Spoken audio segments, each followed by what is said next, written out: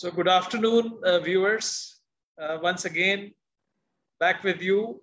I'm Anil Khandelwal, and we are having series of talks on the occasion of National Nutrition Week 2021. Last 2 days, we had wonderful sessions from learned speakers. Just to reflect back, yesterday we had a session on a very interesting topic, which is kitchen as your clinic. Certainly, Dr. Sharad spoke about some very exciting, interesting, innovating, and the solutions to our wellness, well-being, health, or whatever we call it.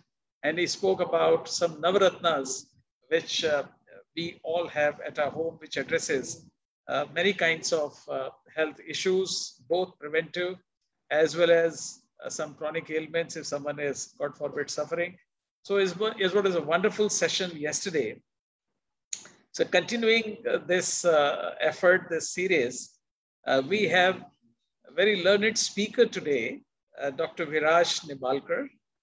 He has incredible expertise, knowledge, experience. And if I read through his resume, it's something I can keep talking about it, but let me just briefly, speak about him. And I would request him to elaborate more about his journey. So he is Ayurveda consultant by profession. He is an NLP practitioner. Just for the listeners, NLP is neuro-linguistic practice. And he is an Ikigai evangelist, which basically is a happy and healthy living. I'll request Dr. Viraj to later explain a little more about it. And he has a journey of almost 20 years. Dr. Viraj, if I'm right, it's over a 20 years journey. Oh, no, I think it's 12, total 12 years. It's 12 years journey. I'm sorry. It's 12 years journey, but 12 years journey is equivalent to many more years, which he is going to talk about. And in addition, he has a lot more certifications, qualifications, and in a short span of time, if I keep reading, it's a long list.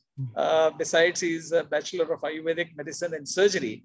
He has a certification on something very relevant topic of stress management, certification in time management, career management, a comprehensive introduction to SPA, and leadership and management in hospitality, training and development, diploma in diet and nutrition, diploma in fitness management. You can see how fit he is. An inspiring personality. We are going to listen to him. And without taking much time, the only thing I know about Ayurveda by definition itself is Ayur is Ayu and Veda is knowledge. So everything is hidden over there. And the topic which we're going to talk about, nutrition from Ayurveda perspective, is something which is absolutely, important in today's, timing in the backdrop of the pandemic.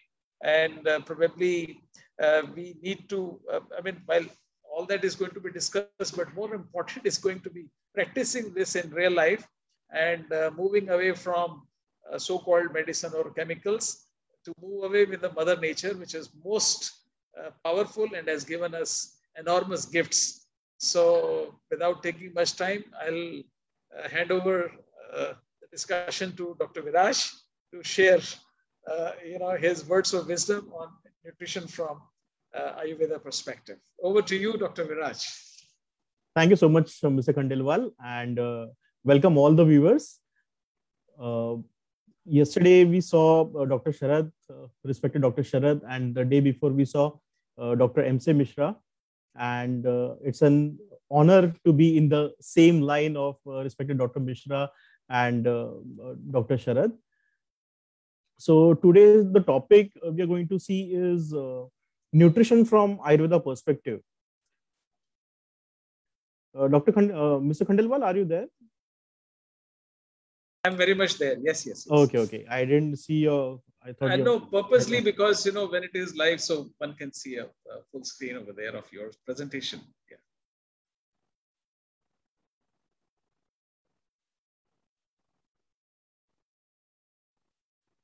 Dr. Viraj? Yeah. I think there was some issue with my connection. Am I live again? Yes, please. Yeah, so I was just welcoming all the viewers and thanking you, Mr. Khandelwal, for giving me this opportunity to speak in the line of respected Dr. M.C. Mishra and respected Dr. Sharad. After yesterday's lecture that we saw, Dr. Sharad Kasarle about Know Your Kitchen, I don't think our viewers are going to fall ill if they follow each and every tip.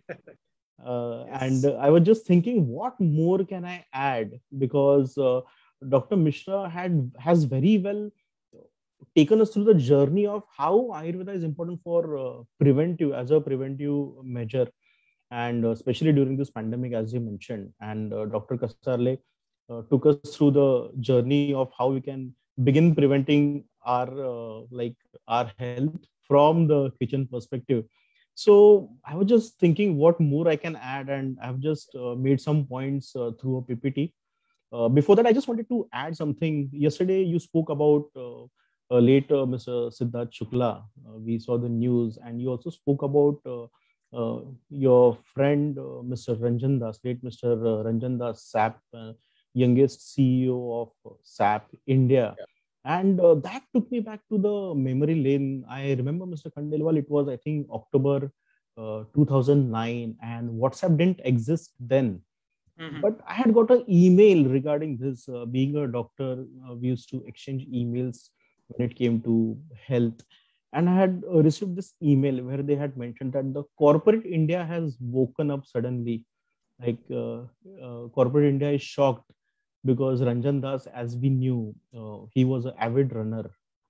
Yes. He used to I think run 5 days a week. Marathon runner. Yes, He yes, was yes. marathon runner. He was taking care of his nutrition. Mhm. But then what went wrong was the question. Even then, back in 2009, and even yesterday, when the news of late Mr. Siddharth Shukla came out, I hear many people saying, but Siddharth Shukla was so fit. How come he can get a heart attack? And that took me back to the episode of Ranjan Das. And there was a lot of evaluation done after the case of Mr. Ranjan Das. And they had found out that he has mentioned in his interview, which was there on NDTV. NDTV used to host a program called Boss's Day Out, and Mr. Ranjan Das had featured on that, and he had mentioned that like fitness, diet, and sleep is very important, and he had very clearly mentioned that he's facing issue, like he's very good on first two, diet and fitness, but he's not getting enough sleep. That was 4 to 5 hours of sleep is what he was getting, and he had clearly mentioned in that interview. And then, like, it used to be considered as a scarce commodity. Sleep used to be considered to be a scarce commodity. And then many scientists and health professionals started working on sleep or rest as a important medium to good health. So why I'm mentioning about this is very much relevant to Ayurveda. I remember the year was 2009. I was, I think, in the final year of my medical school. And just a year prior, I had done a thesis on sleep. So it was very funny. Like when I used to say, okay, I'm doing a research on sleep or thesis on sleep, everyone was wondering, what do we need to learn about sleep? But Mhm. if you see, sleeping is different and sleeping sound is different. Yes. Okay. Like if you don't feel fresh when you wake up, you're not sleeping properly, right? True. And I think Dr. Matthew Walker from the United States has written a book, and he has extensively researched the sleep. And he has mentioned, like, even in one day, if you sleep less than 5 hours or 4 years, even one day, you are 40% more prone to bacterial infection. Okay. And if you see uh, in the corporate India or in the corporate world, like many people or even students who are in the age group of say 9th standard to 12th standard, they're always sniffing or coughing. The cough and uh, running nose is a lingering issue they have. That is because they don't get enough sleep. And now there are researchers backing up that theory. Like sleeping is very important. So 6 hours sleep has gone now, and now they say that you have to sleep more than 7 hours every night. And that is what exactly Ayurveda mentions. I'll come to that point later. But since yesterday you had mentioned about this point, I thought maybe I'll elaborate more. And And Dr. Viraj, when you said about the sound sleep, right? That's something very important because restlessness, though you're lying on the bed for 6 hours, 7 hours, but you're not having a sound sleep. Definitely, it's something which is going to hit very badly. very true. Very true. Yeah. And it does affect the nutrition quality, Yes. or I wouldn't say quality, but assimilation of nutrition. Because if Yes. you see rest and digest is a function of parasympathetic nervous system. So we have two nervous systems, sympathetic and parasympathetic. So sympathetic is fight or flight, and parasympathetic is rest and digest. Human body was designed to keep rest and digest for 98% of their life, and fight and flight was only 2% of their life. Like only when they face danger, the sympathetic nervous system gets activated on its own. Like suppose you're walking and a bull comes running to you, or say a dog comes running after you, and you suddenly run. That time your parasympathetic nervous system shuts down and sympathetic nervous system is activated, right? Yeah. Because you want to save your life. Now that is a human instinct, that is a physiological response. Okay. But sympathetic nervous system, you have to shut down yourself, say by taking rest. Okay. So human body was designed to work more with parasympathetic nervous system, and only few, like say 2 or 5% of sympathetic nervous system. Nowadays, what happens is we have like working pressures, too much stress in life. So by stress, what do we mean? Say some people have difficult relationships. Some people have difficult bosses to work. Some people have financial issues, and they're constantly into, like, the sympathetic nervous system is constantly switched on. Okay, by a proper sleep, they need to switch on the sympathetic nervous system and activate the parasympathetic nervous system. That is not happening. Why many people get heart attack in the morning, say between 3 and 5? That is the reason. Okay, if you see nowadays, when we are always running, right? We are running behind trains, buses, catching deadlines, and the sympathetic nervous system is constantly switched on. First thing we need to do is switch off the sympathetic nervous system, which is by appropriate rest, which primarily comes with sleeping well each day. Because I always feel like when we talk about prevention and cure, and prevention is better than cure, but what is prevention? What you do daily is prevention. Prevention is not going to a wellness retreat for 15 days and coming back and starting your life again the same way. That is not prevention. What you do daily. We always say, Dr. Viraj, I just have one question, that when you say that sympathetic nervous system has to be activated, very, very important in order for body to cool down. But when people resort to, because they are in a rat race, as you rightly said, the deadlines and so on, and they end up having melatonin or Alprax or something, and forcibly getting into the sleep. So I think this is not something which is expected to activate the sympathetic nervous system by getting into that. It should be a natural phenomenon rather than taking the help of these kind of external support. Absolutely. I think I mentioned it wrong. So my apologies. I'll just put it correctly. I meant we need to activate the parasympathetic nervous system. Sorry, activate the parasympathetic. Maybe I said it wrong, so I thought I'll just correct it. So yes, and so when we say meditation, like we should practice meditation regularly. What meditation does? It increases your mental resilience, which is very important. So in my practice, most of the patients that I get are insomnia, hyperactivity, and stress. Stress is kind of badge which people are wearing. And when we talk about stress, we always talk about yoga, meditation. But there are also, say, Ayurvedic solutions available, because stress has a very bad effect on the body.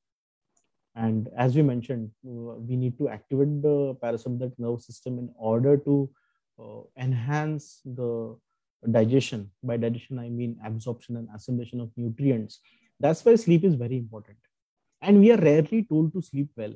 If you see, if you go to a cardiologist or diabetologist, They talk a lot about walking.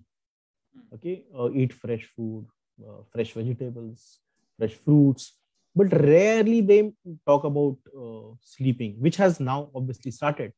But a decade back, that wasn't part of the prescription or say the diet counseling. But yes, that is very important, and we saw that case of Mr. Ranjan Das, and I just thought I'll throw some light No, no, sure. on That's a this very important case. message. Yes, Yeah, yes. because I remember during my service in one of the institution, I used to get the complaints from my colleagues that they are stressed a lot. And what happens is I have seen this pattern in corporate India.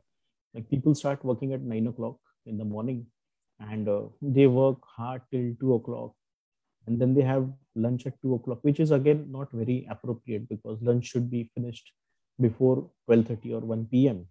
So they have late lunches. Many times people eat in the canteens. So the food is say Rajasic or Tamasic. Now, what is Rajasic and Tamasic? I'll come during my this thing. But you feel sleepy after the lunch, or you feel heavy after lunch. Brain fog. You feel your brain is fogging after lunch, and the efficiency decreases. Okay. So in the corporate language, you can even see this is loss of say there's a cost involved to it. If all Yes. the employees are losing their efficiency, there is a cost involved to it. And I just thought of having a simple experiment. And between 2:30 to 3, we used to conduct yoga nidra Yog Nidra. yeah, in one of our conference room. And so people used to come for yoga nidra. And just after 25 minutes of yoga nidra, they used to feel very restful. And it was my observation. Obviously, it is not noted anywhere. It's my observation. People are less agitated. If you do yoga nidra, you're more restful. You're less agitated, and that is very important. If you want to increase your efficiency, it is very important that your team works well. Oh, yes. Yeah. So there are less conflicts, less loss of time, more efficiency. So yoga nidra is something which I feel shuts down your sympathetic and activates your parasympathetic. It puts you in a restful mode. And one of the fact that I had read somewhere, it says that 25 minutes of proper yoga nidra, like with a say, yoga instructor, gives you 2.5 hours of restful sleep. So the kind of rest that you get from 2.5 hours of sleep, you get same with 25 minutes of yoga nidra if done right. Yeah, but again, this concept of Yog Nidra is not known, or, the corporate environment is such where to practice this at time become very challenging because of, people around and things like that. So maybe if you can just explain a bit on Yog Nidra, what is that and how it's done? So yoga nidra is a guided meditation. I'll just explain Guided it in meditation. yeah. It comes from tantra. So I guess many people don't know, but yoga nidra doesn't really come from yoga. It comes from tantra, if I'm not wrong. I was told that it comes from tantra, and it is a form of guided meditation. So you lie down on a floor in a quiet room, and the yoga instructor. So there is a basic 10-minute consultation before starting yoga nidra for the yoga instructor to understand what are your issues. Like, we always have some dreams or ambitions, and we have hindrances in the path to our dreams. So the instructor will always ask, like, what is stopping you? So some people have issues with their colleagues or in the families. So some people have anger issues. So the yoga instructor will always ask what issues you have, and accordingly the yoga instructor will define the script for yoga nidra, and then the yoga nidra begins. So the participant has to lie down on the floor in a supine position, as we say shavasana position, and then the yoga instructor gives the uh, what do we say instructions, and you just have to follow the instructions. And believe me, it is very very effective. And I go through a lot of YouTube these days or Instagram these days, and I see many wellness influencers. They have discovered yoga nidra, but they have discovered now. Being a Ayurveda student, we are practicing Yoga Nidra since 2006 and 7, and we are getting great benefits out of Yoga Nidra. The best part of Yoga Nidra is completely free. Like there are many YouTube videos available on Yoga Nidra, which you can just play alongside. Like you can just keep it besides your pillow and practice Right. Yoga Nidra. So definitely that helps a lot. Right.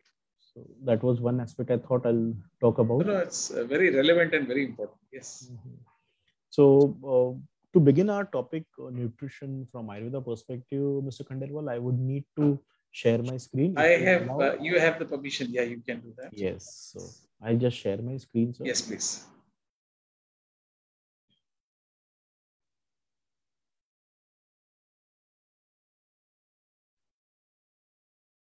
Can you make me the speaker?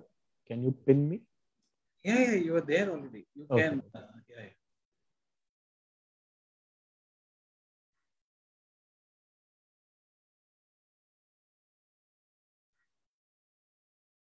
Yes. You can make it a full screen. Yeah, I've just clicked on it. It may take, there must be a lag, I suppose. Sure. Is it now? Oh, yes, absolutely. Perfect. Perfect. So the topic given to me by Mr. Khandelwal is nutrition from Ayurveda perspective. And there are two words here, nutrition and Ayurveda. So I was just thinking, how do we start the topic? And I was just going through the Google search, searching for the words nutrition, nutrients, proteins, and vitamins. And I just came across a fact that all this starts from 1551. Like the word nutrition was coined in 1551. Nutrients, carbohydrates. So vitamins is very new. It is latest since 1912. We know vitamins. So if the nutrition is very so new, what were we eating before 1551 for thousands of years? Like we were also eating food, right? And probably we were even more healthy as well. So going by that, I just came across a quote which says, food is not rational. Food is culture, food is habit, food is craving, and food is identity. So let us see what exactly this quote means. This quote has a lot of wisdom in it. So food is culture. What is culture? So say if you go to West India, you see vada pav, a very famous snack. People eat vada pav.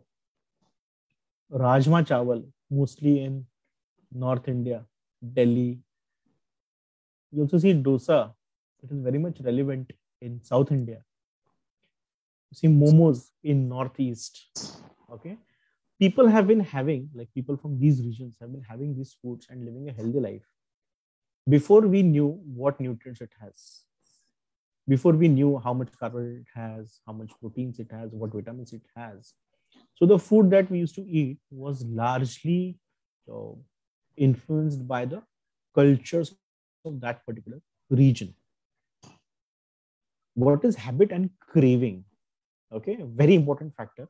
If you are planning to start a diet, habit and craving is very important factor. So you're overworked, which all of us are nowadays. It's 4 p.m. You didn't get time to have your lunch. What are you more likely to have? At 4 p.m., missing your lunch, will you feel like having a bowl of fresh salad, or will you feel like having Coke and pizza? So usually it happens like 4 p.m. hunger is satiated only by pizza and Coke, and rarely we would want to go with the fresh vegetable salad or fresh fruit salad. This is the reason we say that your food is influenced by your habit and craving. Okay, when you are when you're stressed or you're very very hungry, you won't bother what nutrients pizza has or whether it has any nutrients or no. You'll just go for a pizza because that will satiate your hunger or the craving. So that is what is we say habit of craving is influenced, like our eating habits are influenced by what the cravings are. Next is identity.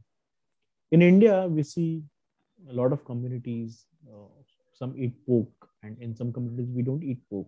some communities where we eat beef. In some communities, beef is completely not allowed.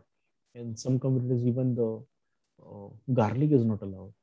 So we are all living together in India in peace with different food habits, forgetting about the nutrition or what nutrients it has and what it does not have. So in NLP, they always say people work with sentiments and not by logic. Yeah. What we eat is mostly influenced by our habit, culture, cravings, and identity.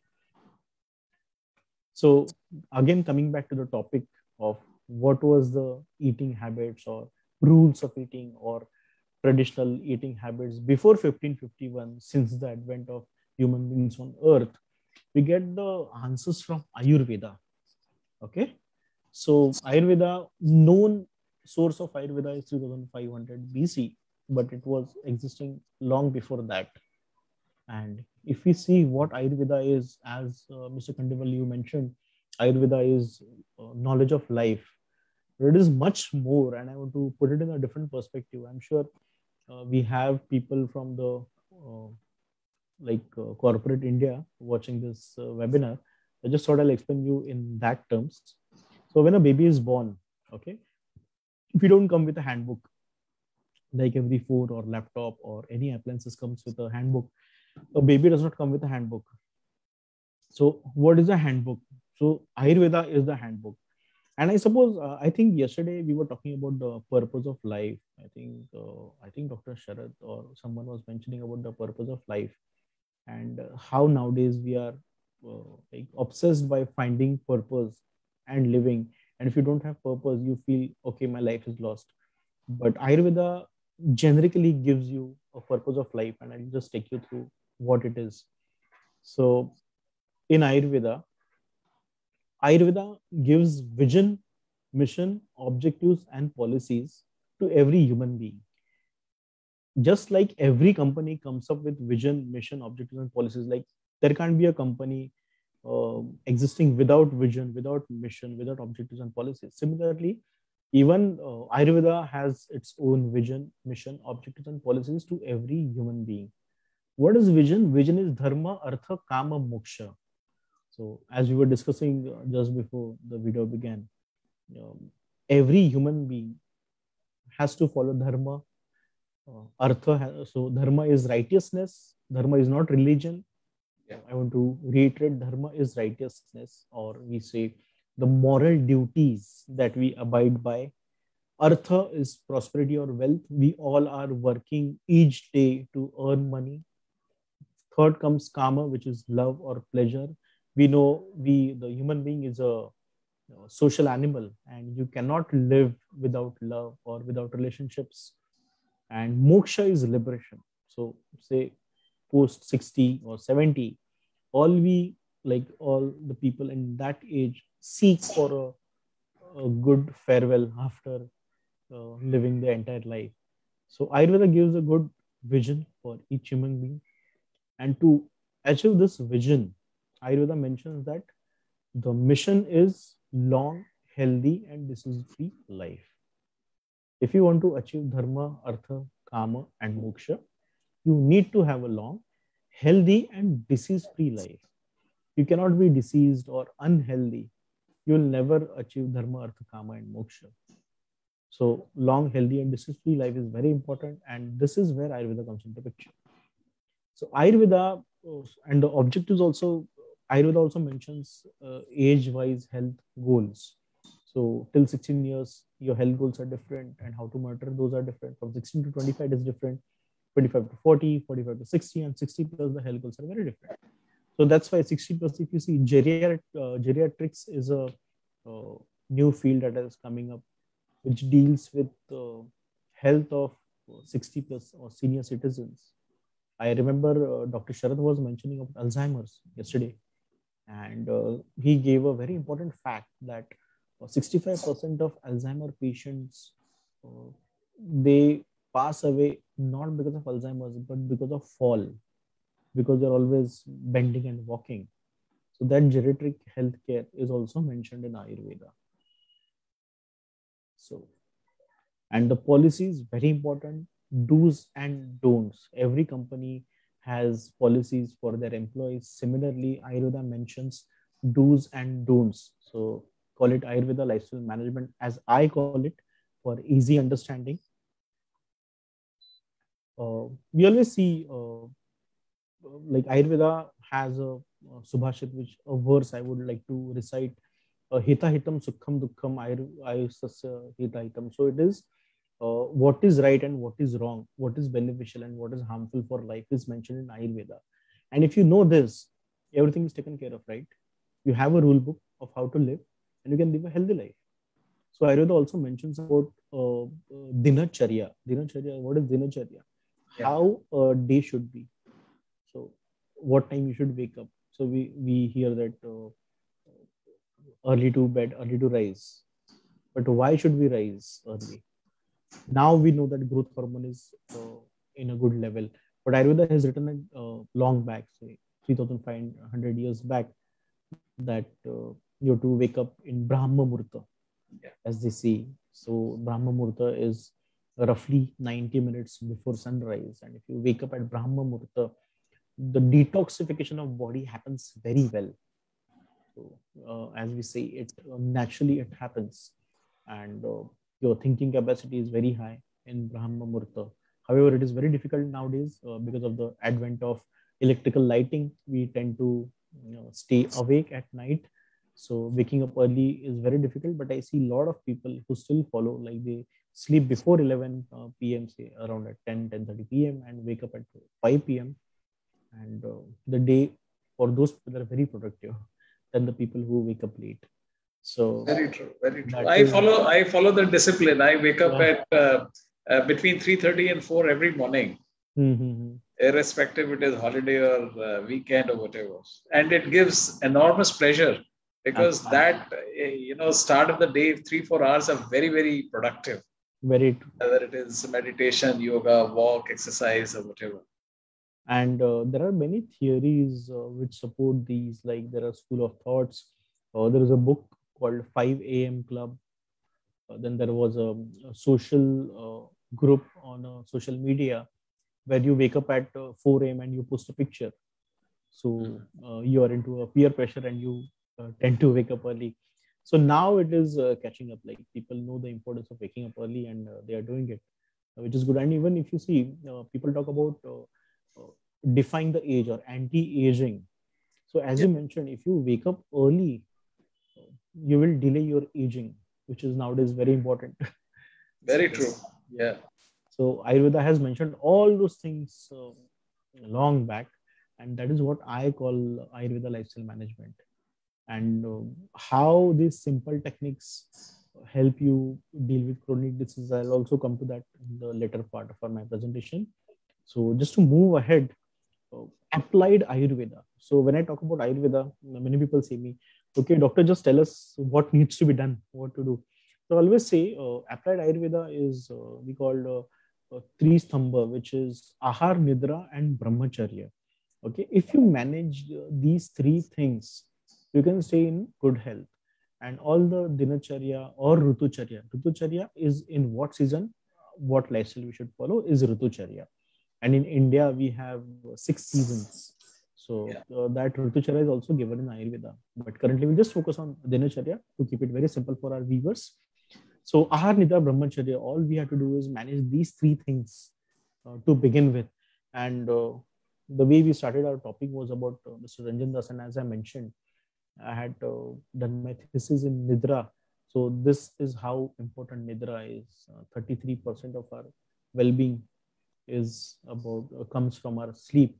So that is how important it is. And if you see the statistics, we are sleeping for 30% of our life.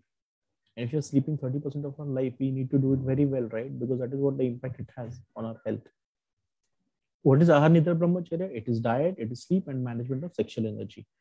So management of sexual energy is what's it, transliteration of brahmacharya, but it also includes daily activity, your fitness program. Like there are some people who follow yoga, some people who go to gym, some people who run a lot, some people who walk every day, how you manage stress, and what you do for recreation. This is what comes in management of sexual energy. Okay, it's a deep topic, maybe for some other talk, but today we'll focus on diet and how sleep supports diet. Recreation is one thing which I want to put a light on. Nowadays, if you see in corporate India, we work from 9 a.m. to say 7 a.m. or 7 p.m. and then we reach home late. So I was reading somewhere like play has completely gone from our life. Like earlier, people used to practice some sport. If you see kids, they spend entire evenings uh, playing, which is a good stress buster. But for working professionals, playing or recreation has completely gone out of our lives.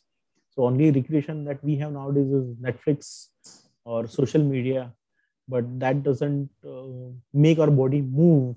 So physically, it is not actually good as well. It is just a mental recreation. So that is also a very important factor when it comes to, say, you know, good health. Like I see many people, they make sure they follow some hobby to keep themselves occupied with the creative aspect of their mind. Yeah. We always need to have some hobby to practice. Some people practice yoga as a hobby. So that's not bad as well. That's also fine. So I was just going through food. Right? Let me see what uh, information is available of food, and this is what I came across. Food is any nutritious substance that people or animals eat or drink, or that plants absorb in order to maintain life and growth. This is the comprehensive definition. So it says any nutritious substance. In Ayurveda, it is mentioned that there is no substance which is not nutritious. Okay, so it's a little bit wide, and we'll come to that. So just diving back to Ayurveda, if you see ancient wisdom, these are the treatises or books available in ancient wisdom, which starts with Veda, Samhita, Brahmana, Aranyaka, Upanishad, Sutra, Nirukta, Vyakrana. Vyakrana is very interesting. That also mentions about health and cooking. Arthashastra, Manusmriti, Kama Sutra. Kama Sutra deals with pleasures, the worldly pleasures. Itihasa, Ramayana and Mahabharata, even health and Ayurveda references come from Ramayana and Mahabharata as well. And then we come to the most important, which is Ayurveda. So this is the vast literature that is available, but we are not falling into that. Today, we are just going to see Ayurveda. And there are also culinary science. So there's a book called Manas Ullas and Kshema Kutuhal, Bhojan Kutuhala and Paka Darpana, which talks a lot about recipes or algorithm fundamentals of cooking, algorithmic cooking. Now, what is algorithmic cooking? Algorithm is a step-by-step description of how something has to be done. And cooking also has an algorithm. If you see, cooking has an algorithm. So that is how a food should be cooked. If the algorithm is not followed, the food is not cooked properly, and that food can turn into poison. I'll come to a few of the examples about that later on. Ayurveda, we have Charak Samhita, Sushruta Samhita, Kashyap Samhita, Bhil Samhita, Ashtang Sangraha, Ashtang Hridaya, and Meghantu literature. This is where largely we talk about prevention and cure. Largely. So as Ayurveda students, we have to go through these Samhitas a lot in our 5.5 years of Ayurveda study. Today, from Ayurveda, we'll look at what is food, what is classification of food, what are the food properties, and what effect of all of the above has on human body. So very quickly, we'll go through. In Ayurveda, food is mentioned as anything that is edible and through which life is obtained is food. There's a Sanskrit verse to it. I have not put it here to keep it simple, but there's a little bit difference in the current definition and the definition given in Ayurveda. Food is anything that is edible and through which life is obtained is food. The classification of food as per Ayurveda is grains, pulses, meat, vegetables, fruits, salads, wine, water, milk and milk products, sugarcane products, food preparations, and accessory food articles. So all the food or foodstuffs that is existing on the earth are classified into these categories. We don't see food as carbohydrates, proteins, or fats. So sometimes it becomes very difficult for an Ayurveda practitioner to explain someone who has learned modern medicine. Like if I give a recipe or if I tell someone to follow one particular diet, they always come and ask me, is it proteinaceous? Does it have carbs? So it becomes very difficult because Ayurveda philosophy is entirely different and modern medicine philosophy is entirely different. Yes, this wine is a reference to alcohol? Yes, Okay. it does.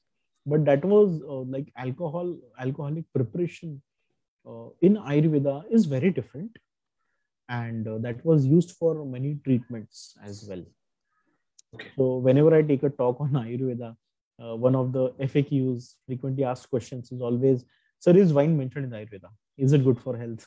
I always say it is good for health only when it is prescribed by a practitioner and in particular quantity. Because what happens, people who are into alcohol consumption, they are always searching for those points. Like if it's good, like there was a theory which said wine is good for heart, but walking or doing yoga is even better for heart. Why not do that than drink wine? Very true. Definitely we don't advocate wine. Meat is also there because a lot of people have a conception that Ayurveda is all vegan or vegetarian. So it is not that, although we advocate a lot of fresh fruits and vegetables, meat is also part of many treatments. And many times we use meat soup, we call it Mansarasa in treatment, and not the current meat preparations that we eat in restaurants. So there are some people who ask me, is butter chicken good for health? So I say, no, that is not as per Ayurveda. As per Ayurveda, there is a recipe of Mansarasa that is good for health, and butter chicken is not good for health. But yes, Ayurveda is vast, and all these points are definitely included in Ayurveda. I even used to, like many of my colleagues used to ask me, so if you're practicing Ayurveda, do you don't eat meat? I said, no, I do eat meat. So meat is given in Ayurveda. It's not that it is not given in Ayurveda. But yes, moderation is very important. Yeah. That has to be followed. And again, it can be only prescribed by a good Ayurveda practitioner. So that is it. Right. Food properties. So just like we take any food stuff and then we see, okay, how much macronutrients it has, how much micronutrients it has. We talk about if you take any food, we say, okay, we have so much of carbohydrates in this, proteins, fats, minerals, vitamins, and so many things. In Ayurveda, what we see is geographical attributes of food, structural attributes, universal properties, universal tastes, potencies, and post-digestive effect. So I'll just take you through. Just give me a moment. Yeah, sure.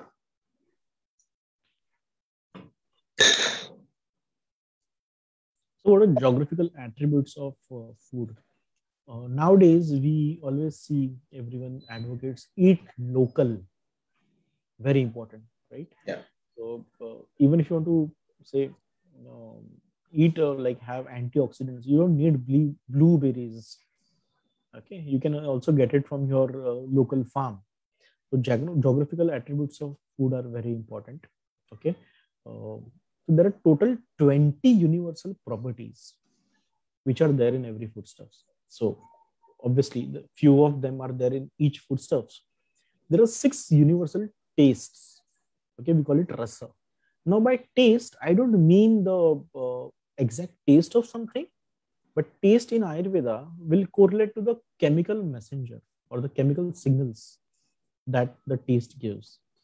There are 2 potencies, which is hot or cold. We say ki, if you eat this, it is very heating on the body. If you eat this, it is like coolant to your body. It is very cold for your body. So that are the potencies. And there are post-digestive effect of every foodstuff. We call it vipaka in Ayurveda. So, okay, this is very complicated and a bit different because everyone has not learned Ayurveda, but you don't have to remember all this. Every Ayurveda doctor learns all this, and that is how he prescribes you. So you don't have to learn all this, but this is just an overview to understand what the Ayurveda nutrition is. So if you take an example of green gum or moong, okay, moong is a very powerful and very popular food when it comes to Ayurveda. Okay, after many Ayurveda panchakarma, okay, moong dal, what do you say, the kadhan or uh, preparations from moong is used. It is very good for the human body. So if you see, moong has in the universal properties, it is light, so light to digest, and vishad. Vishad is cleanses the body channels. So after any detoxification procedures or say panchakarma that we do, Vaman, Virechana or Basti, it is followed by a particular diet which has moong in it. Okay? And if anyone wants to lose weight, we do include moong in the diet as well because it is light on the body. Okay, and it cleanses the body channels, which is very important. If you talk about detoxification, cleansing of the body channels is very important. Body is what? It is integration of all the channels, right? So cleansing the body channels is very important. The taste that moong has is sweet and astringent. Potency is cold. It is not heating in nature. If you take an example of say saffron, saffron is heating in nature. Or say papaya, papaya is heating in nature. Moong is cold in nature. And the post-digestive effect of moong is pungent. So every foodstuff that is given in Ayurveda, everything is written down. We don't have to remember anything. Just pull out. Say if you take wheat, wheat has its own universal properties, its own taste, its own potencies, its own post-digestive effect. You just have to pull it. Again, as a viewer, you don't have to remember. This is just information. All you have to do is just consult an Ayurveda physician and he'll make your life easy. Now, if you see metaphysics or in Ayurveda also, it is mentioned that सृष्टि में सब कुछ पांचभौतिक है. Everything in this universe is made up of 5 elements. So the cosmos is made up of 5 elements. So is the human body. Human body is also made up of 5 elements. What are these 5 elements? Space, air, fire, water, and earth. Now, these 5 elements form 3 energies, which we call dosha in Ayurveda. Okay. Now, this is again a very vast concept, and common people tend to get confused with what is Vata, Pitta, Kapha. Why are they called doshas? So again, it is a very different topic, but there are 3 doshas, which is Vata, Pitta, and Kapha. To put it simply, I always say like Vata energy is like wind. Okay, it controls all the movements of the body. Sorry. Pitta is like solar energy. It takes care of metabolism in our body. So whatever we eat gets transformed into the organs or tissues. That is done by Pitta, is what I call it. And Kapha is like adhesion. Kapha is something which keeps the body together. Or I usually call it like, if you see the solar system, the planets are revolving around the sun, right? Yeah. But they are moving in their own orbits at their own pace. Okay. So the movement is Vata. And they revolve in orbit. They don't go out of an orbit. Is Kapha. Simply. Okay. It is much more vast than this. I'm just trying to simplify it. Vata, Pitta, and Kapha. Okay. That is how it is. Pitta, again, to put little light on Pitta. Take an example of a region on the earth where there is no bright light. It's very cold. If you see, plants or crops don't grow well there. For every plant or crop to grow well, you need solar energy. That is what is Pitta in the body. So Pitta is not acidity. When we talk about Ayurveda, it is not acidity. It is the transformative energy in the human body. It is called doshas because if they're distorted, they cause dosh in the body. That's why they are called doshas. Those are not actual doshas. So those are the body energies, as I call it. Right. And they have the effect on the human body. So all of us have all these doshas. And if these energies are distorted, so if Vata is distorted, Vata is responsible for 57% of disorders in human body. Pitta is responsible for 29% of disorders, and Kapha is responsible for 14%. So all we have to do is make sure that Vata doesn't go out of proportion. Obviously, none of those should go out of proportion, but Vata is very important. And stress is something which is causing Vata to get distorted these days. And one very common example I see in practice, staying late at night, staying awake late at night disturbs your Vata. So we have to be very, like when I was talking about sleep, this is what I was trying to mention, that Vata will be restored if you sleep more than 7 hours or early and wake up early. What Ayurveda line of treatment is restoring the three body energies. So restore the Vata, Pitta, and Kapha, and you'll be in a good health. Okay. So what is the ideal ideal balance of Kapha, Pitta, and Vata? It depends from geography to geography, because every human being has a different constitution. Right. Every human being. So the determination of what should be the level of Vata, Pitta, Kapha, it should be balanced 33, 33, 33, or it has to necessarily vary depending on the constitution or the geography or the lifestyle or whatever. Okay, so there are two aspects to it. You mentioned the word constitution. Okay, constitution is something which is permanent with you. So every person has all the three energies in their body. Okay, and when you're born, okay, you get your prakriti, which is body and mind constitution. Yeah. Okay, so the proportion of Vata, Pitta, and Kapha in everyone in their body constitution is different. Like some people have high Vata, they are very creative in nature. So many artists, if you see, they have their body and mind constitution is dominantly Vata. If you see leaders, their dominant body constitution is Pitta. Okay, and if you see compassionate people, their dominant energy is Kapha. Now this is constitution. Now we come to the energies which affect the human body on a daily basis. Okay, so for Vata person, the lifestyle that we suggest will keep their Vata in control. That is how it is. It's a bit complicated, it's a bit difficult, but body and mind constitution is different, which is Vata, Pitta, and Kapha, and the doshas which cause diseases is different. That is how it is. But when you go to an Ayurveda doctor, first thing he does is he will determine your body and mind constitution. Like I always used to do this after talking to a patient for say 10-15 minutes. I used to predict their mental attributes. So after interacting with a particular person, you come to know whether he is dominant Vata or dominant Pitta or dominant Kapha. And then you can ask them, are you creative in nature? And they say, yes, we are creative in nature.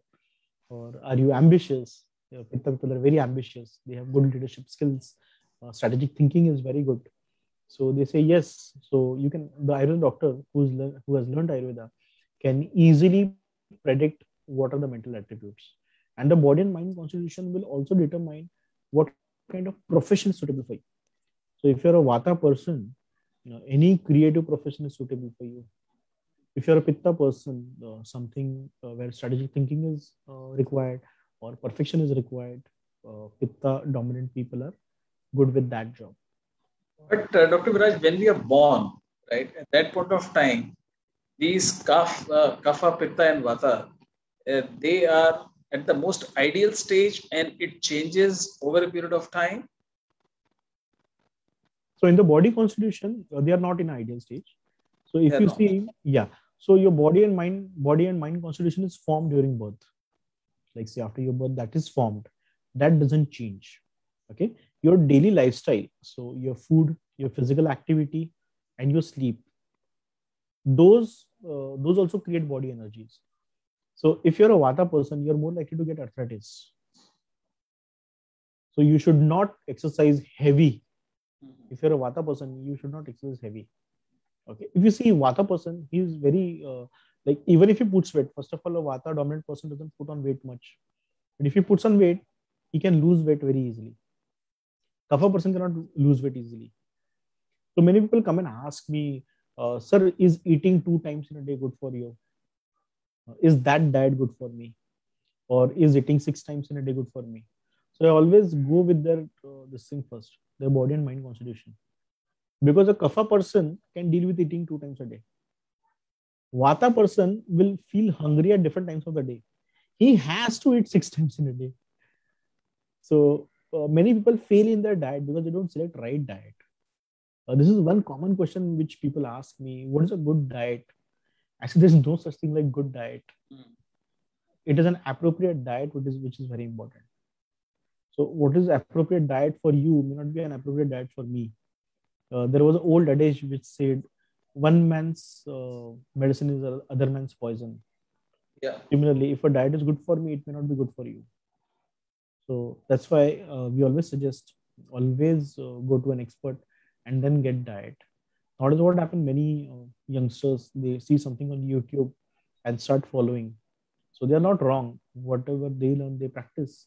But this is what is important. You need to have a right diet as per your constitution. So nowadays, even intermittent fasting is very famous. Like people follow intermittent fasting. So what happens is, if you're a pitta dominant person, so if your appetite is dominant with pitta, it becomes very difficult for you to fast, because pitta people cannot tolerate hunger very well. They get irritable, they get angry. A kapha person can tolerate hunger still in a better way. So that's why it is very important to know yourself first and only then select what diet is good for you. But that raises a very interesting point that, well, we go for path test and all that, and that decides, what kind of ailment one is suffering, whether it is lipid profile or whether it is blood sugar, hypertension, etc. But the root is the level or imbalance of the vata, pitta, and kapha, right? And then there is no technology, or the technology is more, olden days, the Vedyas and all that, they're trained to check the balance of vata, pitta, kapha, and then customization of the treatment, like what to eat, what to avoid, even the breathing exercise, even the yoga exercise, all that is somewhat missing, and probably we end up concluding very fast and getting on to medicines, probably not addressing the root cause or the customization what is needed as per our ancient knowledge. So what do you say about it? Because the gap is increasing, and we end up having chronic diseases increasing. As we see in India, we are the second largest population suffering from type 2 diabetes, and probably we see the cancer is also on the rise, and so on. So the gap is increasing, and this ancient wisdom, what we are talking about way back 3,500 years ago, where everything was well defined, right? So how we are going to address this part? Is a very relevant and very important, because customization, now science is talking about customization, but I do not know in what form and manner that customization is going to work.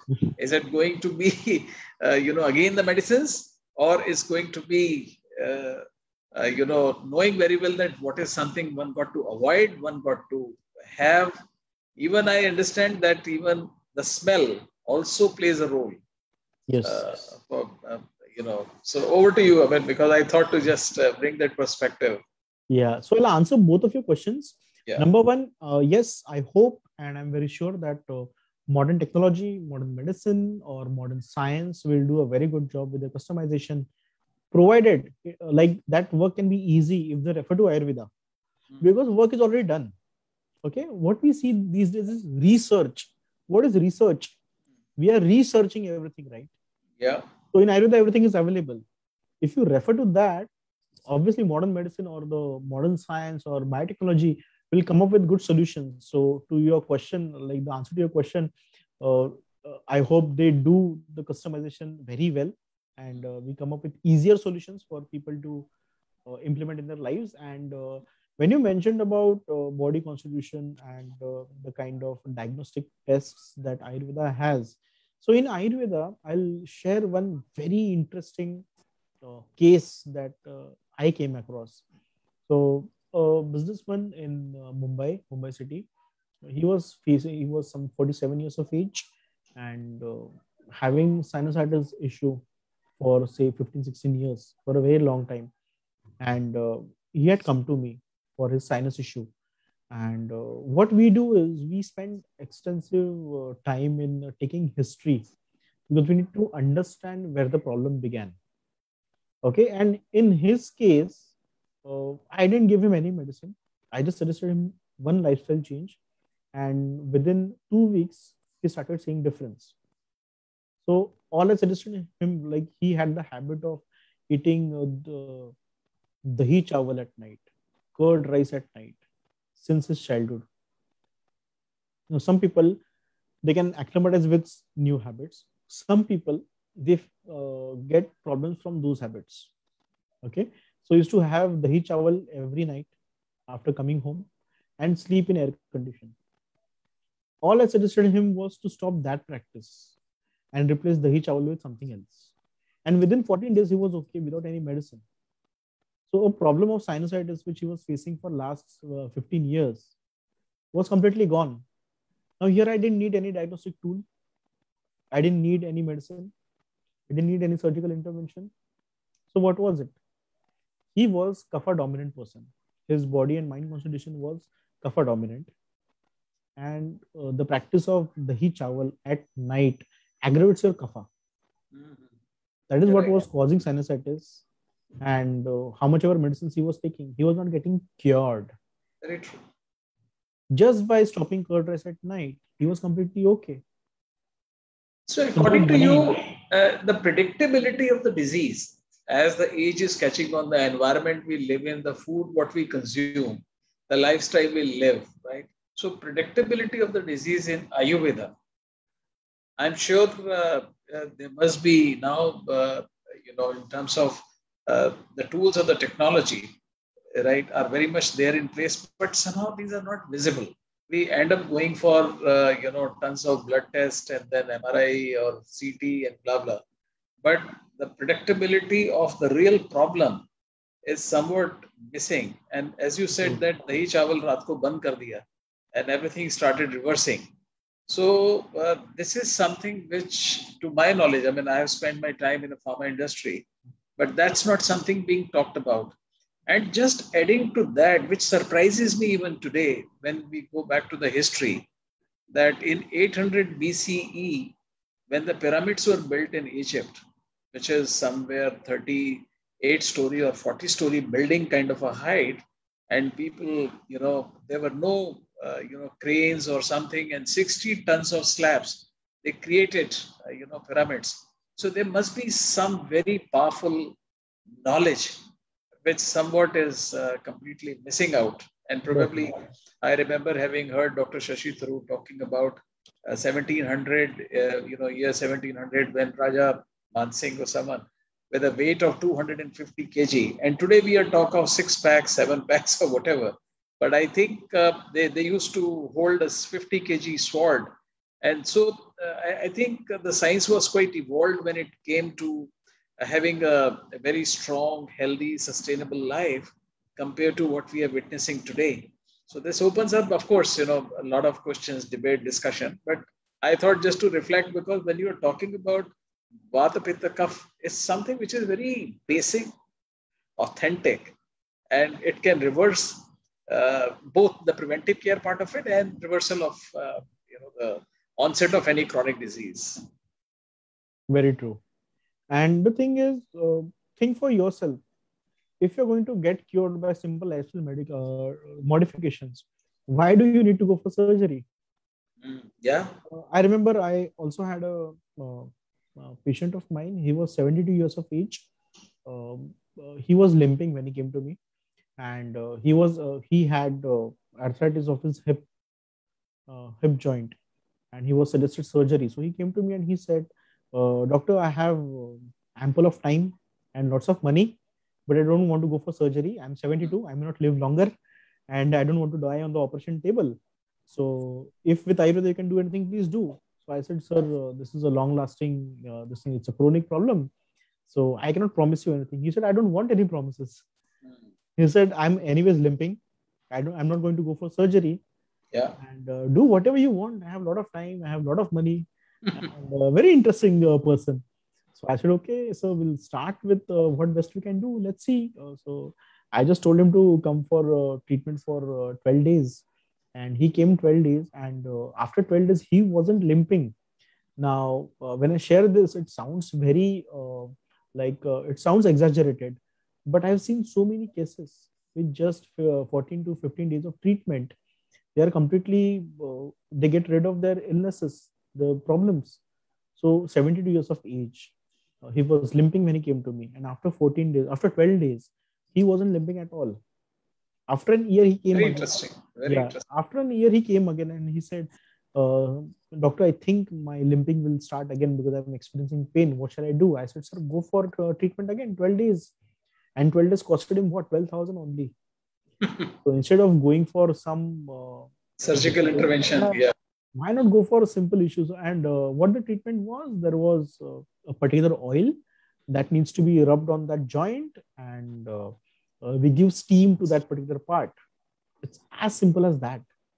You can do it at home also. We see so many people, jodo ka dard.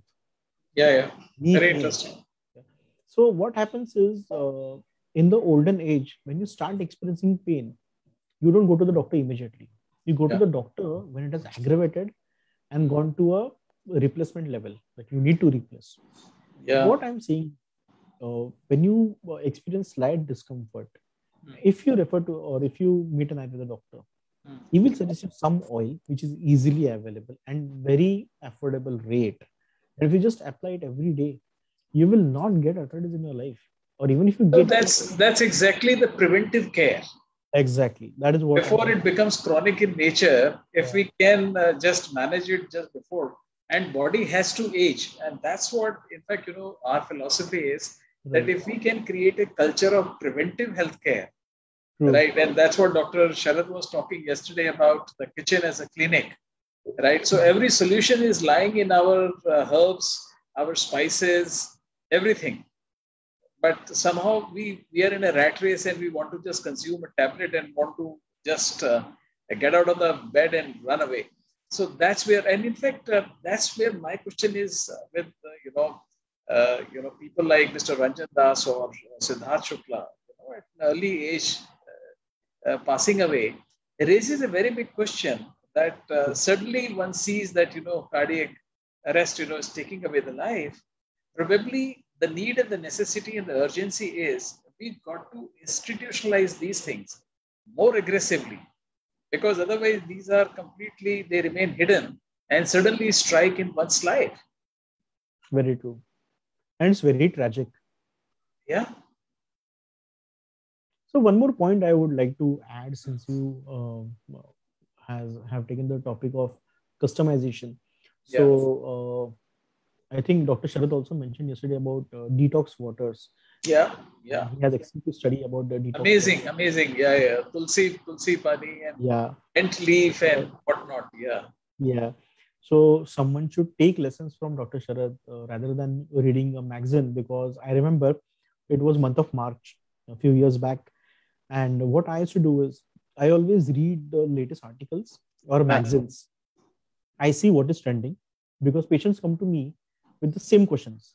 So I remember it was month of March, and there was a detox drink that was given. So if you take this detox drink, your body will detox.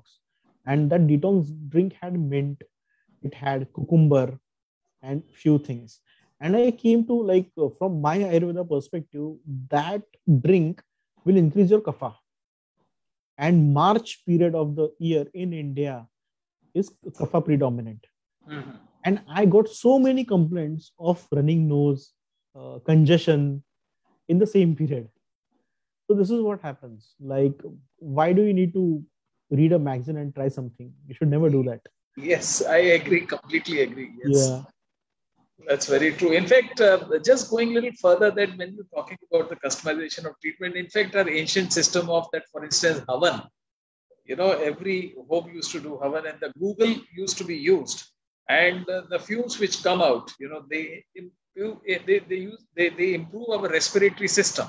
Very much. Right. So rather than taking augmentin, antibiotic, etc., probably these are very interesting bioactives. If we take that as, to manage our disease, whether how critical it may be, bronchitis or asthma or breathlessness, cough or cold, probably those are the things they have immediate answer to the problem. In fact, let me just reflect, though you have seen a website and there is a product called RestBoss. I mean, thanks to those innovators and scientists, who have come up with those bioactives from Google. Google is a resin which comes from the plant. And yeah.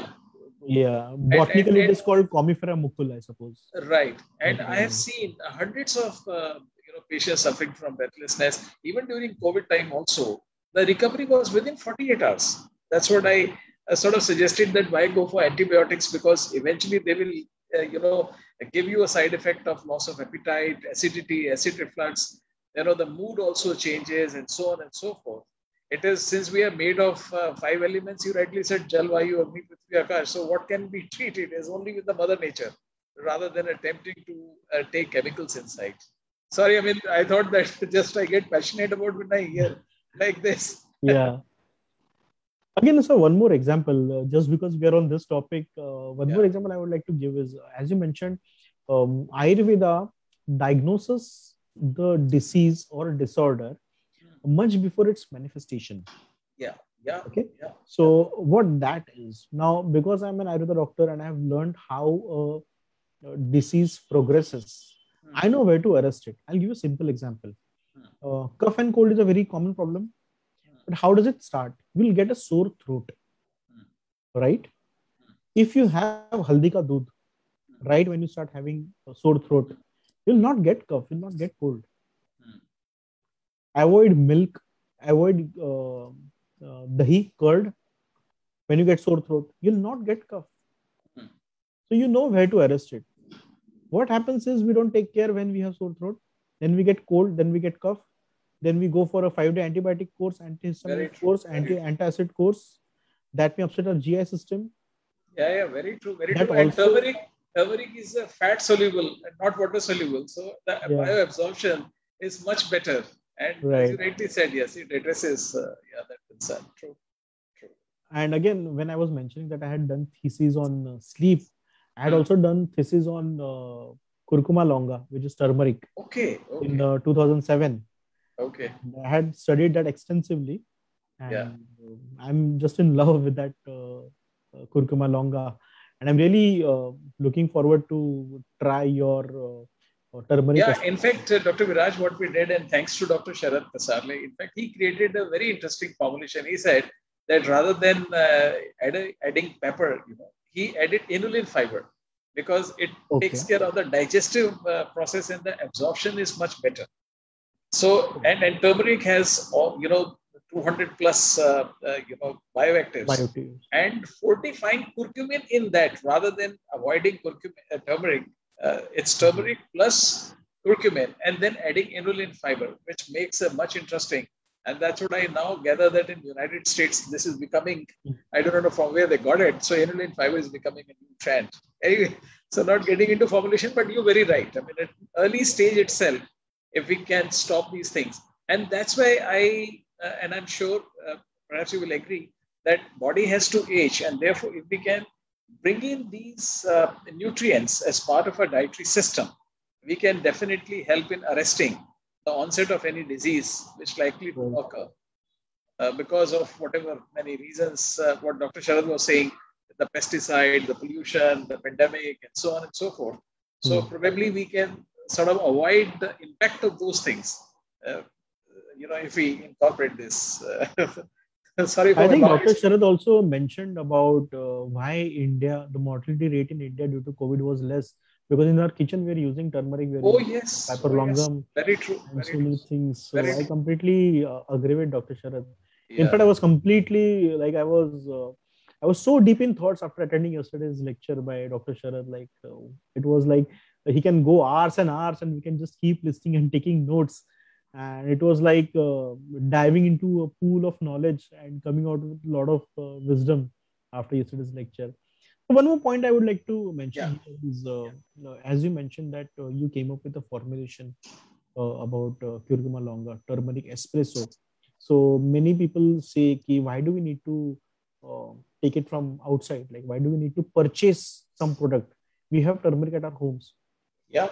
So this I want to share a story about last year's COVID pandemic. When we were in lockdown, we all were at home, and the living population currently, this was the first time that we experienced. We all are home, and then everyone started enhancing or experiencing their chef skills, baking cakes and making different recipes. But the side effect was when Ayurveda kadha was suggested, when Ayush Ministry came up with kadha, which is the herbal concoction. Yeah. They had defined what you have to take and how much you have to take. What happened is, in India, we started adding more and more ingredients to it. Yeah. So they put in clove, they put in this, they put in that. And in that particular period, a lot of people reported for hyperacidity, Yes. gastric ulcer, urinary tract infection. And I got even mouth ulcers. I used to get many queries, this has happened, what do I do? That was because of wrong preparation of kadha. So I always suggest, yes, everything is available in the kitchen, but there are some products which are existing in market, say something like your espresso, which has the defined quantity. It is standardized. Very true. Instead of trying yourself, always go with such authentic products. Obviously, you need to know what is good and what is bad, but I always suggest if a product exists in the market, it is there for some reason, and you need to go with that only and not try anything at your home, because a lot of patients came up with mouth ulcers. And one wrong thing I observed a lot was people used to add honey to their kadha, heat kadha and add honey. According to Ayurveda, you should never heat honey. Yeah. Heating honey, honey becomes poison. Yes. So never heat honey. That was one wrong practice I saw last year in lockdown, which was happening in India. So it is very important to be cognizant of what we do and do it right. That is one point. So I'll just take you, sir, to next slide. So yes. I always suggest the diet or the recipes that restore Vata, Pitta, and Kapha. So many people ask me, what is Ayurveda recipe? So let me tell you, Ayurveda recipes are not completely defined. The recipes that are defined in Ayurveda are more for, say, post Panchakarma. For everyday diet, you need to refer to the other treatises that I mentioned of Pakadarpana, Shema Kutuhala, or Bhojan Kutuhala. Again, that is a separate topic, a huge topic we can cover later. So, this is how it is, simple, to put it very simply in algorithmic pattern. Food, individual, or a recipe, either it will increase or decrease your Vata, Pitta, and Kapha, or it will restore Vata, Pitta, and Kapha. If it increases or decreases, it will call illness.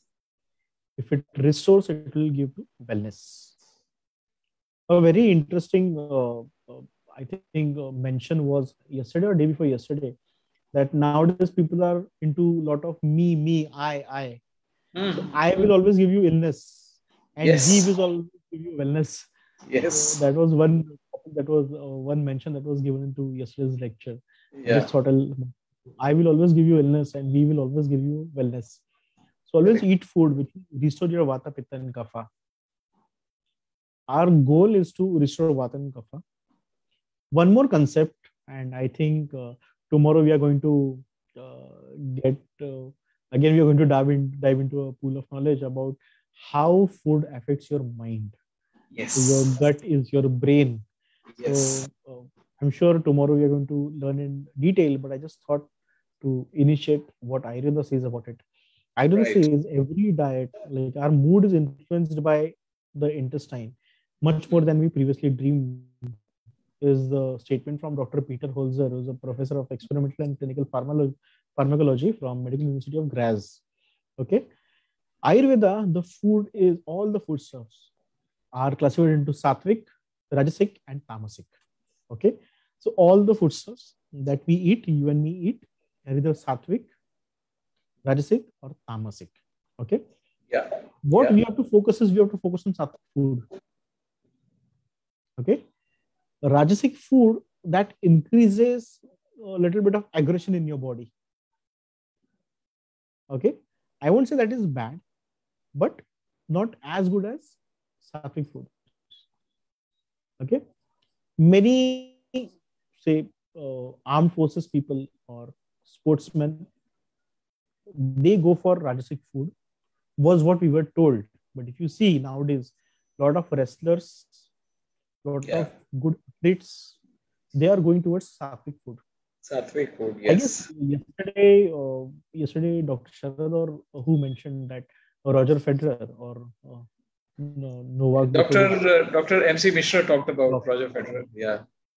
Yeah, he mentioned that they eat banana in the break. Yeah. So yes, they are also focusing on sattvic foods. Yeah. I read that even our Indian cricket team captain Virat Kohli, yes, he's turning into vegetarian. Yes, is what I read. I'm not sure about this, but I came across that article, and I was really happy to know that yes, we are finally going to a right thought. Sattvic, because that adds a lot of composure to your body, a lot of calmness to your body, and when you're leading a team, or like each one of us is leading a team. Virat Kohli is leading Indian cricket team. You're leading your company. Everyone is leading their own family. So yes, sattvic foods are very important. And tomorrow. And it is also true that it is only the sattvic food which can be offered to the deities. God, yes. Right? Cannot be rajasic or tamasic. Very true. Yeah. So the philosophy is again ancient wisdom. Where always the food, sattvic food only. Interestingly, I have a book which was authored by an American lady, spent 25 years in Vrindavan. And she researched on that during Lord Krishna time, what food used to be cooked. And exactly that reflection is the sattvic food, because that's where, the love, the purity, everything, and the patience and the sweetness and the politeness, everything comes from sattvic food. And many people think sattvic food, that must not be tasty. I always tell them, go to an ISKCON temple and try the prasad. Yeah. It is very tasty. Yes. In fact, even Steve Jobs has mentioned in his biography that he used to visit ISKCON temple for a good meal that he used to get. So yes, sattvic foods are very good. And the power of divinity also, which is there. Yes, very much to your belief. Definitely, power of divinity is there in sattvic foods. But nowadays, unfortunately, what we see is more of rajasic food and tamasic food. Yeah. Tamasic food adds a lot of inertia to your body, lethargy to your body, and this is the issue that we see. Again, from a corporate world point of view, this will decrease your inefficiency or decrease your efficiency, and it's a cost to company. So if only companies come up with having sattvic foods in their canteen, they can increase the efficiency of their company. I know commercially it is not possible, but just a thought. I'm sure many companies in future will definitely come up with sattvic foods for their employees. That will definitely increase their productivity as well. Very true. So if anyone wants to take, this is available on Google also. But yes, this is the list of sattvic foods. So usually after my talk, many people ask me, how do we start living Ayurveda life? Like, इतना कुछ है, शुरू कहाँ से करें? This is one good thing, copper bottle. I know. I was about to comment on this, that you're drinking water from a copper bottle. Since long time, and it is very, very, very good for your body. Yes. I'm sure Western world is also coming with the theory that... No. In fact of the matter is that 70% is water inside. Right. And the water is something, which should also, there should be detoxification process, as Dr. Sharad was saying. if we take that 7 days different kind of water, so it helps to detoxify Right. all the contaminants yeah, very true. Yes. And this is definitely very charged water, I call it. Yes. Yes. So just to say, and copper bottle is one-time investment. It is not going to break. Even if you try to break, it is not going to break. It is not going to get dirty or. It is good for the defense also. Yeah, very true. So 5 tips to start today is consult an Ayurveda physician. I always suggest, if you're serious on your journey to wellness, at least one consult an Ayurveda physician. Just don't go by what Google gives you, because Google has a lot of data and information. But what you need is customized program for yourself. So I always suggest, if anyone wants to start their Ayurveda lifestyle or Ayurveda lifestyle, actually, they should consult an Ayurveda physician. Very, very important. Next is cut down on packed and processed food. So many youngsters ask me, what should we eat? I said, what should we eat is second question. What should you cut down is first question. So cut down on packed and processed food. 50% of your job is done. Yeah. Because even if you eat like first half of the day, even if you eat Ayurveda food, and in the evening if you're going to have cola or say chips and all, it is going to damage your body. So unless and until you don't cut down on packed and processed food, don't start with your Ayurveda diet. And obviously this has to be done gradually. There are many Ayurveda formulations which I suggest, which takes care of the harmful effects of the packed and processed food as well, by detoxifying your body. But again, that is person to person. Next is go organic as much as possible. We all know organic is good, right? But how many of us really eat organic food? We don't. We are on a cost control measure. We eat inorganic. We don't eat organic. Largely because it is not easily available. But yes, if you go organic, that is very good for your body. Cut down on free sugar. Very important. So many people ask me, like, do we need to stop tea and coffee, or should I not add sugar to tea and coffee? Actually, that will come last. First, cut down on your packaged or processed food, because that has a lot of sugar. Energy drinks, that has a lot of sugar. Cut down on that first. And then maybe we can think of tea and coffee. But yes, table sugar, you should definitely cut down. Yes, yes.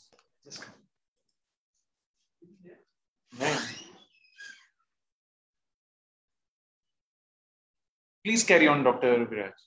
Yes, Nikhil. Thank you so much. Fifth is avoid sweet dishes. Okay, limit your sweets to festivals and special occasions. What has happened is, if you see Indian culture, there were a lot of festivals. But those festivals came with a purpose. Diet was one of them. If you see in different festivals, we eat different sweets. We just had Raksha Bandhan, where we eat narli bhat. Okay, a preparation made of rice and coconut. In Holi, we eat puran poli, which is made up of, again, different ingredients. So sweets should be largely had only during festivals. You don't need to have sweets every day. Sweet dish is not our culture. Okay, it came from Western world, or say culinary science. But sweet dish is something which we did not need to have every day. So definitely avoid sweet dishes. That is very important, and limit your sweets only to festivals and special occasions. But if you ask me, the most important tip is to consult an Ayurveda physician. That is very important. So you don't spend time going here and there and getting confused. If you have a Ayurveda physician, he will rightly prescribe you what is essential for you, and you can get results quicker and not waste time or money experimenting yourself. So that's about the. So just one last NLP tip for Ayurveda, which I want to give. Like, there are many people who are finding they find my instructions difficult to follow. So I always tell them, like, break down a new habit into micro steps and start with the first step, which is very easy to do. Okay, so suppose if you want to cut down on packed and processed food, what you can do is find what are processed foods. Number one, enlist the processed foods which are part of your lifestyle.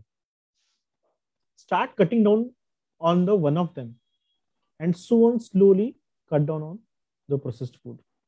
So that is the NLP tip. for Ayurveda which I would like to give, and uh, this is where my presentation comes to an end.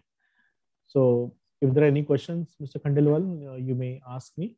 I'll Yeah, stop sharing my screen. yes. So, Dr. Viraj, there is a question. Is there any way to check your cough, pitta, and vata? Yes, you meet an Ayurveda doctor. He will assess you. Yeah. Or there are questionnaires on internet, but I don't suggest going with those. Right. Because I get this question often, and that's what I do. Like I tried giving them solutions with some available questionnaires on Google. But honestly, I didn't find those very useful. You will end up finding it wrong. Like you'll get an inappropriate solution. So I would suggest meet an Ayurveda doctor. He or she will guide you rightly. Like they will ask you a few questions, and then maybe they will tell you what is your prakriti. Right, prakriti, yes. And another question is, so why do people drink hot water, lemon, or honey? I mean, hot water, they take it and squeeze a lemon or honey. Is that correct? Or So I don't recommend doing that. I'll tell you why. Okay. Yeah. Again, this practice came suddenly, okay, and it was followed for a long time. Like many people followed for a long time. I'll tell you why this practice stayed. So honey, definitely I don't recommend. But when you wake up in the morning, okay, you're thirsty, you're parched, and largely our diet is acidic. I think this point was also mentioned in yesterday's lecture. Like largely our diet is acidic. So when you squeeze lemon and have that first thing in the morning, you feel very good. Not necessarily it will detox your body to the extent that it wants to be detoxed, but you feel good. That's why you tend to have it. But I don't recommend having that. You have normal water, warm water. You don't need not mixed with anything. Yeah, right. Yeah, honey definitely not. Lemon, if you want to mix, you can mix. But I don't encourage this habit much, because what happens is if you follow inappropriate habits or incomplete habits, what happens is when you don't get results or say you fall ill, you come up with a mental picture कि अरे मैं तो सब follow कर रही हूँ, फिर भी मुझे ऐसे क्यों हुआ? Okay, and you put it on destiny without knowing that it was your incomplete knowledge. As we say, half knowledge is even more dangerous. Yeah. So that is what I suggest. Like, don't do anything just for the heck of doing it. And the related question is then, how do we consume honey? I mean, it should be just apply on something and then eat it, or is there any? Because honey is a very good antioxidant, right? So number one, why do we need to have honey? Is first question. Why do we need to have honey? Yeah, because daily you don't need to have honey. Okay, if you like, I always ask, like people come to me with similar questions. So how to eat honey? I said, you don't need to have honey every day. It's okay if you don't have honey. I don't have honey.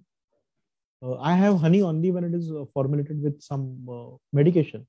So sometimes some powders are mixed with honey. Right. We have it. Or yesterday, Dr. Sharad also mentioned about sardi khasi ho to sitofaladi. Yes, sitofaladi sometimes can be had with honey or with ghee also. So again, as per the constitution and body constitution, as per your disorder, after assessing, the Ayurveda doctor will tell you how to have honey or no. So honey need not to be like you need not have honey every day. It's okay if you don't have honey. Probably equally one more thing which I see in Ayurveda, and maybe you'd like to say something, that when we are eating food, we should chew it properly. Otherwise, if we just gulp the food, the tendency of the stomach to the liver and the acidity, acid reflux is very natural. And also at time when we are engaged in some activity like watching TV or attending to a phone call and eating food, these are also, irrespective you're having a proper diet, it works against. So I would like to suggest, like Indian diet is rich in carbohydrates. Okay? And the addition of carbohydrates starts with in your mouth, in your saliva, right? So if that doesn't happen, you feel bloating. Yeah. Nowadays we come people complain a lot कि बहुत bloating हो रहा है, I'm feeling distended. That happens because if you don't chew food properly, the carbohydrate will not digest. It will go to the stomach. It will stay in stomach, and then when it goes to the small intestine, then the digestion of carbohydrates start. So that is incomplete digestion of carbohydrates, which usually is the issue. And Right. nowadays, if you see, we are not into mindful eating. Quite right. I see many Insta influencers again, they say ki conscious eating, you should practice conscious eating, you should practice mindful eating. That was the thing since past. Like we didn't have televisions. So all we had was food. Yes. Involved in the food. And if you see one thing again, each culture or every religion has a practice of praying before having food Yes. Yes. without any this thing difference of opinion. Every culture has that. So why do we have that? Spiritual or say a different paradigm to this is we basically thank food for giving us life. Okay, and when you pray, you're quiet for a moment. Say a minute or two, you're quiet. Yeah. It's making your body restful. You're activating your parasympathetic system, Very true. activating your rest and digest function. So that is how simple it is. But nowadays, if you see, when we have food, we have television on. Yeah. Nothing good is going on the television. At night, at least, nothing good is happening on the television. Anytime during the day, for Yeah. that matter. Or even I see these days, large in corporate world, that खाने के लिए time ही नहीं है. We don't have time for lunch. Yeah. That is harming your body, big deal. Oh yes. Oh yes. So Completely it's agree. not a badge to be wore that I don't get time for food. If you're not getting time for food, you're actually living for earning your lunch, right? We work hard so that we earn our lunch. If you're not getting time for lunch, then Right, it is right. not good for you. It's a very precious gift which is available to us. Right. And if we do not take care of this, then definitely the repercussions are very, very challenging. It is Right. very true. Very true. Now, Dr. Viraj, has been a wonderful session. Lots of excellent learning which came away, and particularly when the narrative what you gave about Kapha Pitta Vata, how relevant and important to measure these and how to manage this both, and the importance of the Brahma Muhurat, which is so important. Yeah.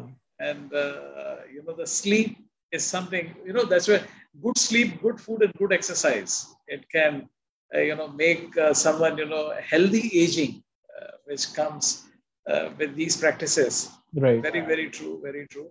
So, Dr. Viraj, viewers have asked if you can share your contact details. They may like to approach you. So maybe if you can just speak of that, people can make a note of this. Okay, so I'll just put my email ID in the chat box. Yeah.